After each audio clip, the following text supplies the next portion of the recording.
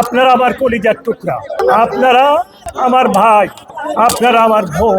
আমি চেষ্টা করেছি আপনাদের খেদমত করার জন্য। আল্লাহর রহমত, আপনারা পাঁচবার আমাকে সংসদ সদস্য নির্বাচিত করেছিলেন। ভাইয়েরা আমার, আমি আপনাদেরকে দুই একটা প্রশ্ন করতে চাই। আপনাদের এলাকাটা তো এখন রাজধানীর মতো হয়ে গেছে, হয়েছে না ভাই? 2001 সালের আগে কি রাজধানী ছিল? এই যে রাস্তা আল্লাহ পাক করাই দিয়েছেন, শ্রীকাল টু নবীপুর রাস্তা, তারপরে চাবিতলা থেকে রামচন্দ্রপুরের রাস্তা, আপনাদের এটা হলো কেন্দ্রস্থল।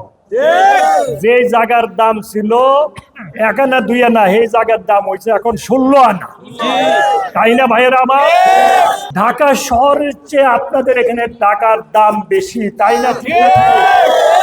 আপনাদের এখানে যদি জায়গার দাম বেশি হইয়া থাকে, শুধু তাই নয়, অনেকে বিয়ে করতে আপনাদের এলাকায় আইতে একটু চিন্তা করতো যে এই নৌকা দিয়া পানি ভেঙে কেমনে যাবো হৌর ভাই, চিন্তা করে ভালা জামাই রাও এদিকে আইতো না, মাইয়া দিয়ে। আল্লাহ তো এই সমস্যা সমাধান করছে না ভাই? আমি তো চেষ্টা করেছি আপনাদের হক আদায় করতে। আপনাদের হক আদায় করতে যে আমাকে যাবজ্জীবন কারাদণ্ডের আদেশ প্রাপ্ত হইতে হয়েছে।